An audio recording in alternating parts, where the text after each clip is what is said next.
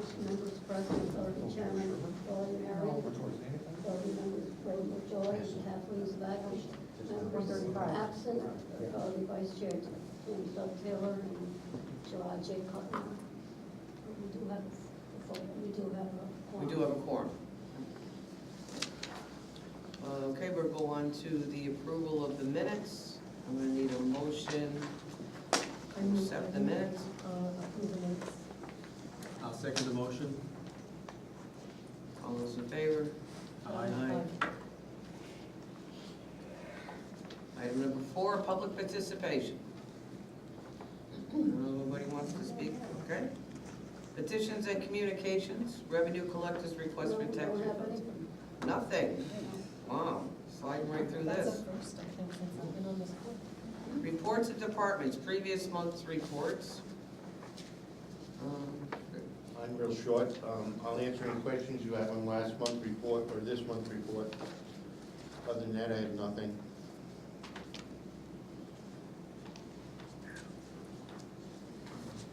And everything went well yesterday with the courthouse run. I Yeah. saw a lot of pictures. With what? The courthouse. Oh, yeah. Sunday. The old, what is it called, the old whatever? Oh, Putnam. Right. Anybody else have any questions for the chief? Okay. Bob? Yeah, you have my report. Just to let you know, you also have the pictures of the new truck that's coming in. Myself and 3 officers are going down next Monday, Tuesday, and Wednesday for the final inspection, so I'm hoping to have the truck up here sometime in the beginning of April. At that point, we have to ship it up to Attleboro, Mass, to the company up there that works with Ferrara, put the decals and stuff, and I'll switch the air system and everything over. But should be here anytime. And just after the completion, we have everything set. I want to bring it to the board about getting rid of 2 of the vehicles, to replace that this is going to be replaced. Right. I'd like to go, I have a contact for somebody that purchases and sells fire trucks, and I think the money will end up with a lot more money than putting it out to bid, and put that money right back into the general fund. Can we just get that information passed on to us and maybe move on it next month, or do you need an answer on Yeah, that? I'll have, we should have the information on when this truck is gonna be coming. Yeah. And then I can contact this guy in the meantime. Okay. By next month's meeting, Okay, good. and find out from there. Okay. Sounds good. And Little River Acres, Yeah, we were having numerous calls there. What happened before was it's the large 3-story down in the corner. Yep. The last building that was built. We were getting 2 to 3 calls a day from burnt food, and the people weren't using their fans for their stoves and stuff. So I discussed it with management down there, because we were getting called at 2 o'clock in the morning, 4 o'clock in the morning. There was this one certain gentleman that was there. He was a younger gentleman, had issues, but he kept setting it off like 2 o'clock in the morning, 4 o'clock in the morning from taking a shower, from steam. Yep. And at that point, those are all internal, just in the apartment. So to reset it, they were supposed to be calling the maintenance person, and they weren't. So I made a contact with them and told them that they're gonna have to start doing this, that the town did have an ordinance that if they continued doing this, we were gonna charge them for it. right, So they took care of that. We haven't had a call since. good, So perfect. they're calling the maintenance guy now. And Perry Street condos. Yeah, Perry Street, we're having we're not having problem, we're having a lot of calls. They replaced the alarm systems in there, and they're very, very sensitive. And I gotta talk to the management about doing something with that too, because we're getting 2, 3, 4 calls a week at least. Wow, Yeah, just for burnt food. Terrible. Yep. wow. Yeah, so let us know next Yep. month if there's any increase in that, okay. Yep. That's it. That's good. Okay, on to unfinished business. LED street light conversion update. I had the opportunity to talk with Corinne from Eversource. I actually had contact with Sean Johnson, explained to him that there had been some miscommunication or misunderstanding with Eversource that, and that maybe they wanted to address the board again, about coming out and speaking with us.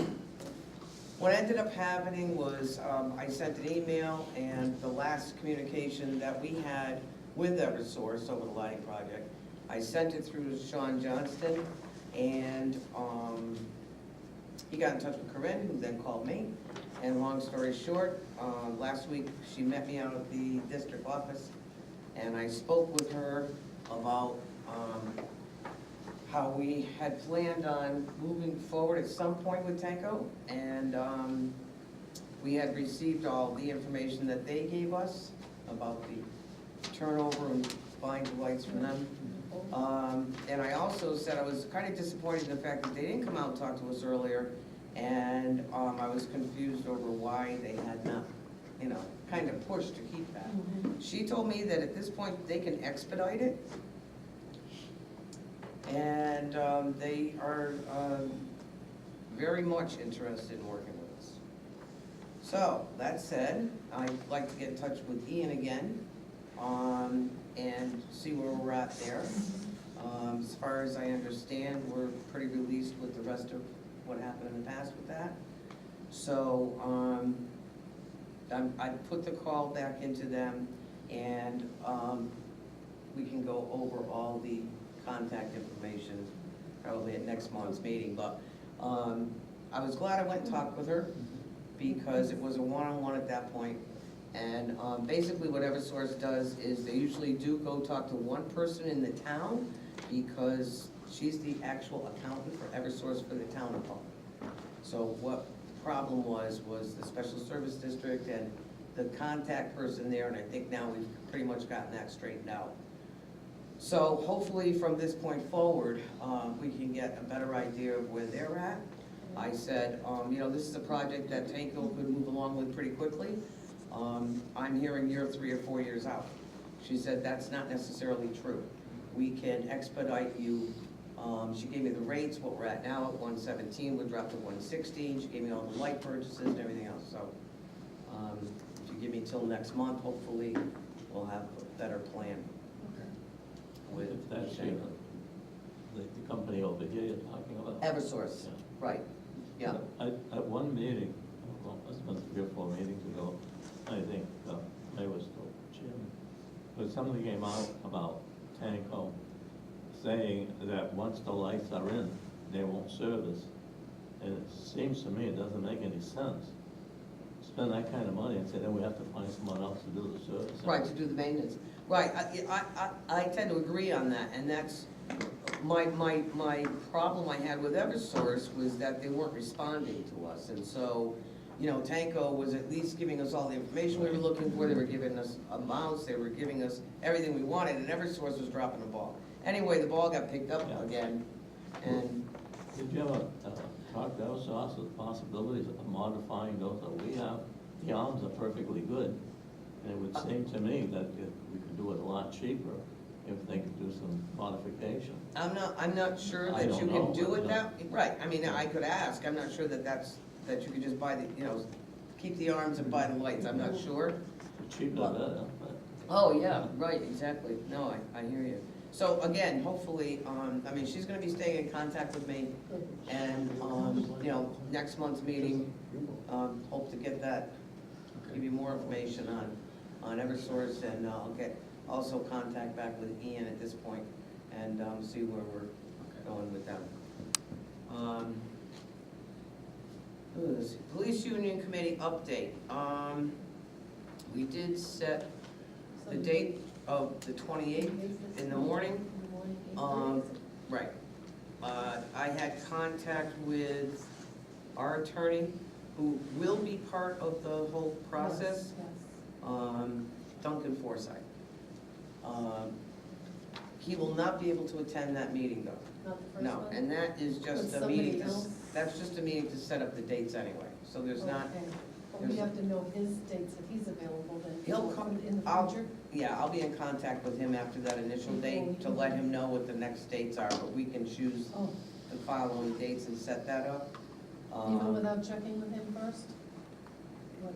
what day is good for him, that would be Uh, good before we even start setting right. anything up, because if we Right, set- right. Well, see, at this point, I don't know what's good for the union. So what we're gonna do is go on the 28th, Okay. and have that first initial meeting. Duncan will be part of the process, he just can't make that first What's grounds his last name meeting. again? Duncan? Foresight.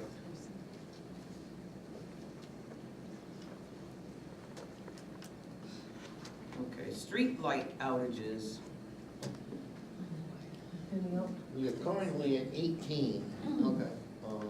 And of course, with the mess that Eversource is in right now with the outages everywhere, they're not even touching them or looking at them or even having a conversation about them, so. That was another conversation I had with Sean. Yeah. I think what we need to do at this point is get back into the system of, what he said to me was there was a system where someone would call, I don't know if it was once a month or every other week or whatever, from the PD and give them a list of poles, lights, whatever, that were out. And they would generate those, put it through their system and go at that end. I don't know where the ball got dropped, or even if the ball didn't get dropped, but I think at this point, we probably need to pick that up again. Pete, I'm gonna point you out. I did get in touch with, Pete got in touch with me about a light out on his street 2 weeks ago. And while I was on the phone with Sean, I mentioned that, gave him the pole number, et cetera. A week after Pete called me, I called him back and I said, "You got a light?" He said, "No." Now, that to me is just not acceptable. I mean, if we keep doing this, it's week after week after week after week. I mean, I know Eversource is a busy operation, but this happened prior to the storm. And it's not, I don't think we're dropping the ball at our end here. I may be wrong, but I don't think we're dropping the ball. The ball, we need, and I'm putting as much pressure on with as much, with a smile on my face as much as I can to Eversource right now. I had a lot of contact with them in the last couple of weeks. So, but I think at some point we need to say, listen, you need to come in here and you need to explain to us what's going wrong. Because if we're reporting it and they're not fixing it, and like I said, Rick, I get it, it's busy now, but so many of these lights were out prior to We the went from storm. we went from doing a monthly check Yeah, and faxing them the information. yep, And 2 years ago, I think it might have been 3 now, they said no more faxing. Here's the computer system and you enter them. So we went to entering them and it worked good for a while, and then that stopped working. So the last time we talked to Sean, he said, well, fax me the list again. I said, well, which way are we doing it? right, Mhm. right. Isn't And you there a know, but this software is, problem thi- or something on their end? There was at a point, yes. Yeah. and this is almost my carrot to them about the LED project. I mean, if you can't service what we have going on out here right now, why should we trust you to convert all our lights? Yeah. I have a real problem with that. So, again, I'll be in touch with them again, I'm sure this week, and then we'll stay on top of it, but at some point, we have to say, what are we gonna do about these lights? I mean, people in town are paying their taxes, and they should be able to walk out of their house and not have it pitch dark. And, like I said, I know, is yours back on yet, Pete? No, I been leaving my light on all night. Right. Because it is very, Yeah. very dark. Right, sure it is, I know, yeah. paying If for the mine goes light, out it's lit up. intermittently, it's pitch black down where Yeah. I am. You're paying for the light, whether it's lit or not. Right, right. But I mean, taxpayers pay to have the streets lit, the sidewalks, where they can see where they walk. So, like I said, at some point, the calls have been made, we're doing it right at our end, and at this point, I think the only carrot I have to hold over them is the whole project. Why should we convert and use your service if we can't get the How lights? did Church Street, did those get turned on yet by the fire station and all? Is that still Up up? all the way up. That was We're last talking month. from Mooney Radio down. Yeah. Okay, and that was last month, so it's been a month and nothing. Yeah, nothing, no. And like I said, I mean, I was on the phone with Sean at the PD when Pete texted me, and I said, listen, I got somebody calling me right now. I'll get you the poll number. He said, give it to me, boom, boom, boom. Gloria, let me know what happens. Nothing. A week later, nothing. I mean, that's just not acceptable. I mean, I don't expect him just to come out for Pete Place, but, that said, that should have been taken care of. Okay, so that's where we are right now with streetlight outages. Address recent request for the 4th police sergeant. Lucille passed out to everybody tonight district authority meeting from January 20th of 2007, which was a MMA consulting group study of the police department organization and staff. District authority board agreed that there was no need to act on the study, but to use it as a reference document as far as adding another patrol sergeant, one additional patrol officer at that time, one sergeant, one part-time administrative assistant. And that was back in 2007. The police chief and board members should discuss the creation of position of school resource officer, DARE program, which I know we've had in the past. I don't know if we still have that. No, that's gone. So, I mean, clearly there was a discussion and some type of a survey done or consulting group that came in, determining how many full-time, part-time dispatchers, how many captains, sergeants, administrative assistants, quite a list, and the additional sergeant.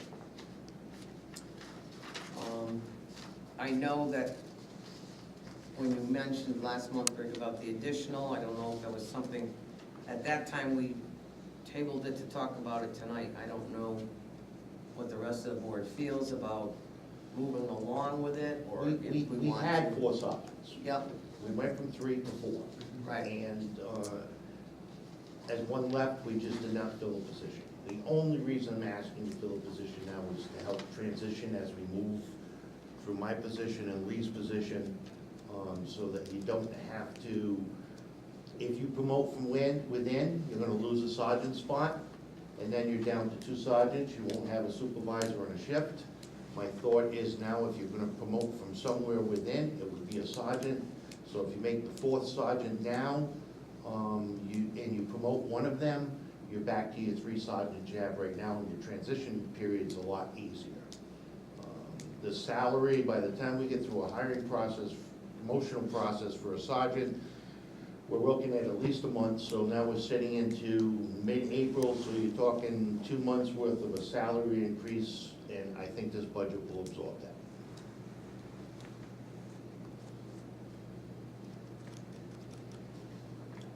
Why did we take some action tonight? Well, if it was proposed here.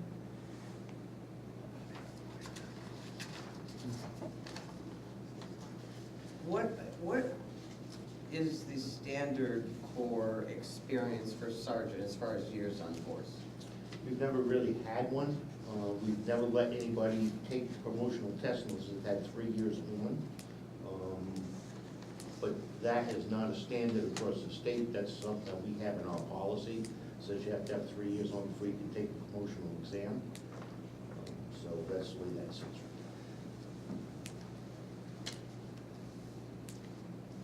Okay, so what you're saying is they'd have to take an exam first. Oh, yeah, there's a whole process. They take a written exam, they do an oral board. You know, with an external group comes in and does the oral board. Then there's a list that's made out of that, placing them in a certain order, and we go from there. Who's the external board that does that? LEC, Law Enforcement Okay. Council. Okay. I would need a motion in either the affirmative or not to add a 4th sergeant in a position that actually already exists but is not filled. It has existed in the past, Right. yes. Okay, I'll make a motion that we start the process for a 4th sergeant as soon as possible. Need a second? Second. All those in favor? Aye. Aye. Any discussion? So moved. Okay.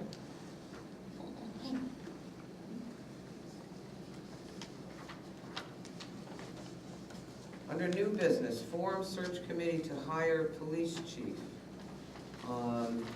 Through chief here, I got in touch with Chief in Trumbull, who is part of the Police Chiefs Association for the state of Connecticut, to see what he might be able to offer us as far as setting a committee together to do a select search for another chief. My understanding that this committee has not ever done that in the past, and I think,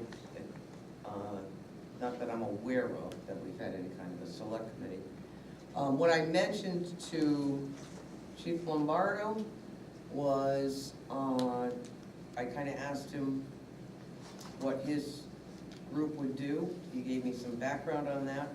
I told him that my thinking was, what I'd like to be able to do is have some people outside of the law enforcement community, but inside the community, to be part of that select committee.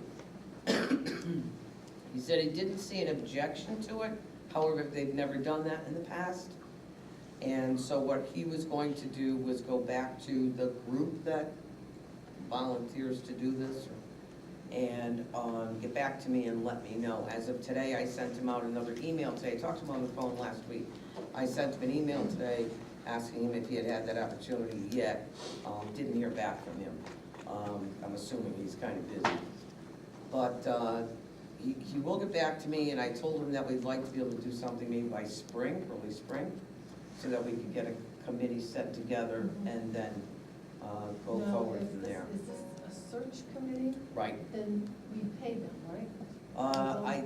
He didn't get into any detail with me on that, as far as, is it something we would pay this committee to do? That's fine, I didn't mean to interrupt, No, but that's it's part of fine. the membership of the Connecticut Police Chiefs Association.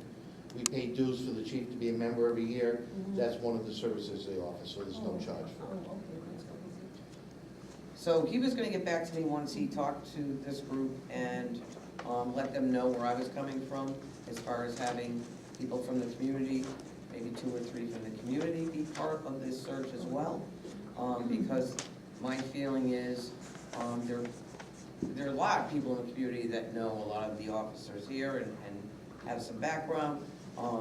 The Chiefs Association will be able to have the background from others that may apply from outside the district. So think I that's a thought that very would good be a idea. good mix Very good. thank you, to have it from both. I think the Both community would sides. appreciate the involvement. Yeah, that I you think have. it's time to ask the community. I mean, the police department is a big part of the community, and we want to be able to keep them. So that's where I am right now. So as soon as I get back, Chief Lombardi gets back to me, the next month's meeting, I should have more information, and then, we could go from there. And with us tonight, we have Dan Hebert, who I have asked to join us tonight. He's our new health consultant, or I shouldn't say new, Dan's been around a long time, new to me. But we have asked him to be part of, from last month's meeting, our health consultant strictly. Dan will be handling all our health needs. And I asked him to come tonight, and he absolutely said, I will be there, no problem. And also told him that there may be a few people here in the audience that might have some questions for him. So, Dan, I give you the floor. Thanks. Just maybe for the committee, I'd like to explain my role in the company I come from, just for some clarity. I don't work, or I'm not affiliated with Cigna, locked-in companies who I work for. We're an independent insurance risk consulting firm. We don't work for ECHIP, we don't work for E-Benefits. We're independently hired and have an unbiased and advocate for the administration. So what we do generally is, with how you are all set up and purchase your insurance now through ECHIP, we act as an independent guide and opinion on where your risk is from a health insurance perspective. Point out where there are potential pitfalls and potential gaps, or point out where you're strong, based on how you're purchasing the health insurance through ECHIP. So we work with the Board of Ed and Lockton also works with the town. And recently, you all have hired us. We also provide collective bargaining negotiation support for the administrative side of it, so we advocate for you. We get involved in any planned pricing or any alternatives you want to see as you enter into negotiation with the union. And then it's our job to make sure that the plans in force are compliant, as compliant as they need to be with regard to the federal government, and also state laws for the ones which you so choose to comply to. So if there's any issues with regard to the collective bargaining agreement, I was handed a memorandum of understanding. I'll go through that. I'll go through the collective bargaining agreement once I touch it to see if I have some ideas. Now, I think you guys are coming into some negotiations Right. for July 1st. So we're available. We have actuaries, we have ERISA attorneys. Even though you're a municipality and a public sector group, you're not subject to certain ERISA, you're not bound by certain ERISA laws, but we can advise on that as well, whatever you need. And that shifts from every negotiation cycle. Just let me know what you need and I can work to get whatever. Okay. So I just scanned the letter of memorandum of understanding. And my gut tells me that there was some confusion that resulted in this letter, maybe Yes. even a grievance filed or a threat of a grievance because of lack of communication. Now, how you, and I don't know that hasn't been confirmed to me, I'm just kind of guessing after doing this for 20-something years. How you purchase your insurance is a little confusing, and a couple of things that I would like to do is to make sure, not tonight, but over a short period of time, the committee really understands how you buy the insurance and what the pitfalls are, what the advantages are in the relationships that you're in now with eChip and Cigna. That's important because you don't stand alone with regard to your rate structure.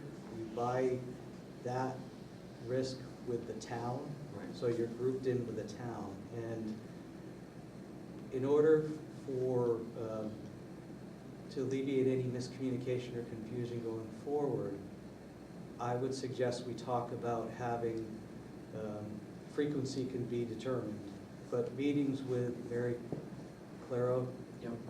the town administrator, town manager, just so we're all on the same page. Because when I developed the rates for you all, which I had to back in December, January, because the town uses those rates to Right. share the risk. They're very volatile. You're self-funded, so you don't have an insurance company you can offload your risk to. So you stand alone on the risk with the town. Right? So the easiest way for me to maybe clarify that is you pay eChip the rates times how many people you have on the census. And that goes into a fund. We're paying that money in to eChip in the town at the same time as paying their money in. And what that fund is used for is to pay Cigna and eChip for the administrative expenses and any claims that come in and present themselves to be a check to be written and paid by Cigna. So you want to make sure that the rates are thick enough to handle all of the claims that come in, so you have enough money to pay the claims. And you also have enough money to pay Cigna and eChip, but also that there's enough money in there to offset any volatility in the claims that come in, because they're not all the same dollar amount every month. They go here and they pop up, right? so that's the challenge in establishing the rates that you pay each year. And what I was circling back to is, you all are in that one little pool with the town, and you share the risk with the town, those that participate in the health insurance. Have I confused everybody? Could you, I know I asked you not to, so this isn't fair, but in the memorandum of agreement, Yeah, we had a lapse, not a lapse, but there was a changeover, I think, from July to January. Am I correct in saying that, in that memorandum of agreement? the memorandum goes on, it's funny, there's not a whole lot of words in here, but it's not easily read, it's not Right. clear. I'll spend a little more time with it, but yes, so what, with companies or public sector, it doesn't matter if you're commercial or public sector, if you're on any deductible plan, you're on a high deductible plan, it's called an accumulation period. What period counts towards satisfying the deductible and then having the insurance pay after that. That period could either be calendar year, or that could be plan year. Your plan year's July 1st, calendar year's January 1st, December 31st. In years past, looks like your deductible accumulation period, where the deductible, where your dollars go to offset the deductible, looks at a calendar year. And you wanted, at some point, somebody made a decision to change to a plan year. And that's a little tricky because you have a short window where people start to accumulate dollars, and then when you reset in July, after people have started to accumulate dollars in January, in theory, all that gets wiped away and everybody starts at zero again. So there's some unhappy people. The only happy people in that are the ones that don't have any dollars counting towards the deductible. Right. So what seemed to have happened is someone made a decision to get the accumulation period on a plan year. And then you have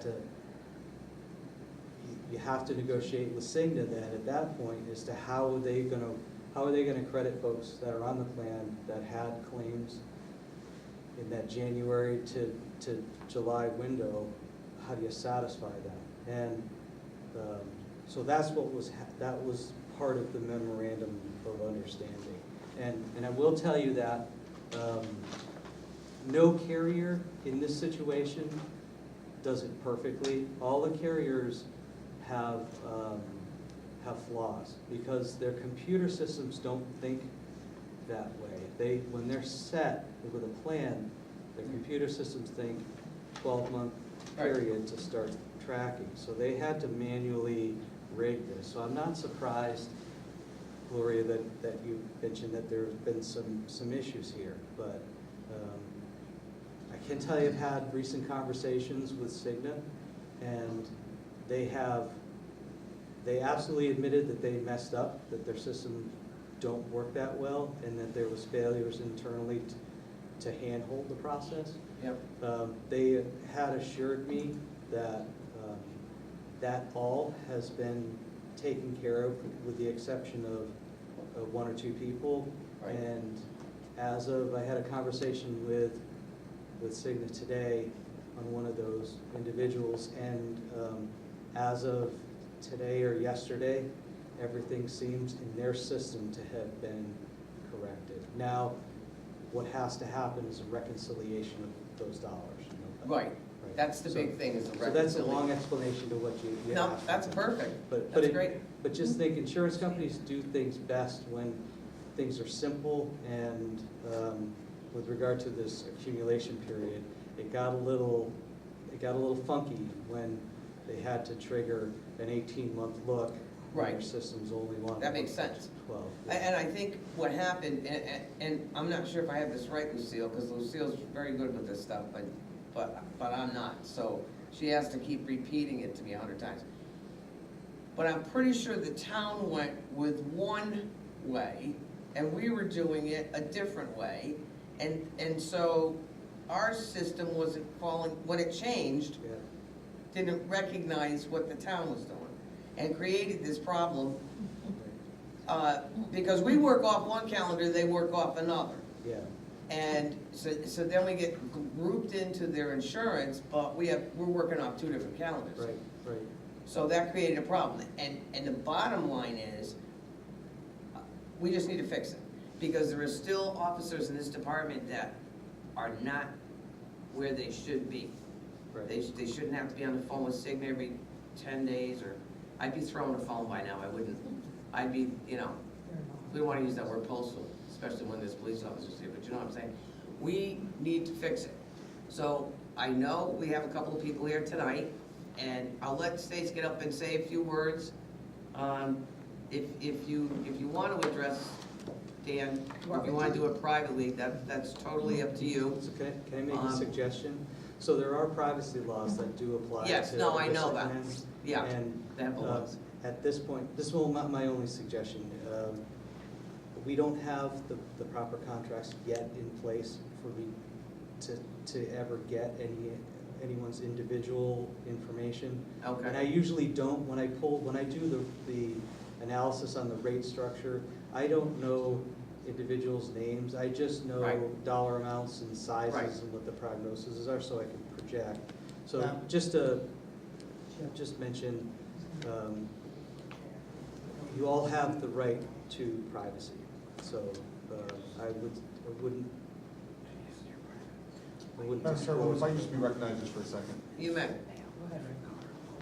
I understand what you're saying, sir. I've been with this department for 12 years, and here's my issue. We've been dealing with this problem for 3 years. The problem was supposed to be fixed. The problem is not being fixed. And with the fact that the problem is not being fixed, my wife has been on the phone with people for hours on end because I am out there doing my job, where they're saying, we'll take care of it. This is the first week of January. Bill's coming in, we'll take care of it. It is not being taken care of. Now, I'm not blaming you, I know you're just coming fresh on the scene.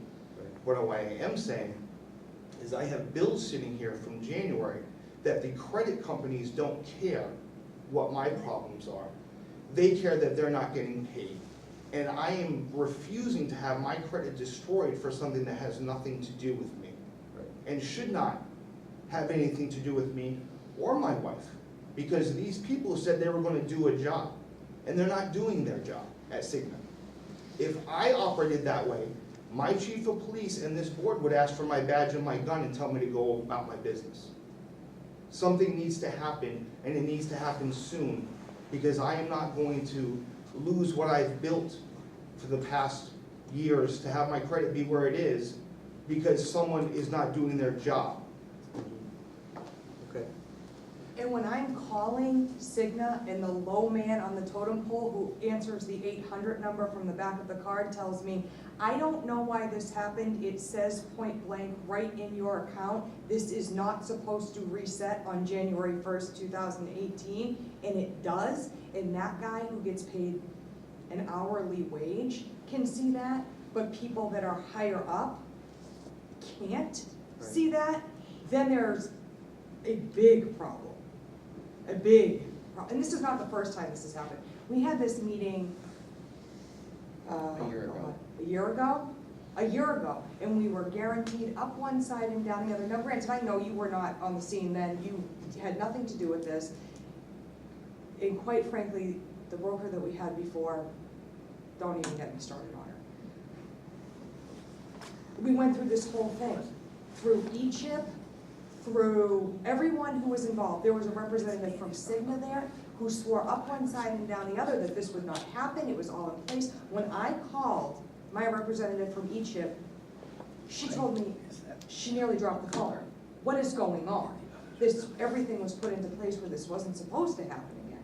Now I've been fighting for 3 months. And transferred to different. And transferred. I have emails galore from this person and this person and this person who keep saying they're gonna fix it. Oh, no worry, it'll be fixed by the end of the week. I've been told at least 5 times. And then they turn our case over to somebody else and they start from the ground floor again. So at what point, I feel like my back is against the wall. I have no option. He pays the insurance. I told him, if this was AT&T operating this way, I would have canceled a long time ago and gone with Verizon. But I don't have an option. I have no option but to basically eat it and wait for them to fix it. Well, I'm sorry, right now I'm sitting in a board meeting when I should be home with my 3 kids making them dinner. Because I can't count on Cigna or anyone else to fix this problem for me. Even going to the union, they're looking at me going, I don't know. Right. So at what point should I call the insurance commissioner? At what point? And say, this isn't working? Well, you could do it, you could file a complaint, Stacy, anytime you want to. But I think we should talk, we can talk about this now if you'd like. Do you wanna go 'cause talk? What's that? Do you wanna go talk? I'd like to You sure you talk- want to? I I got would- my whole folder full of stuff here. I'd be happy to, because I want to do what I can to help you, of course, but why don't I suggest we talk offline, private, after this meeting? Okay. Okay, thanks, Dan. Yeah. Thank you, thank you. It looks now as if we have pretty much completed our regular agenda except for executive session. Is there anything else we need to discuss? No? Okay. So I'm gonna need a motion to come out of regular session and go into executive session to discuss attorney consultation. I have a motion to do that. I'll make a motion to go into executive session. All those in favor? Aye. We'll be in executive session. We're gonna have everybody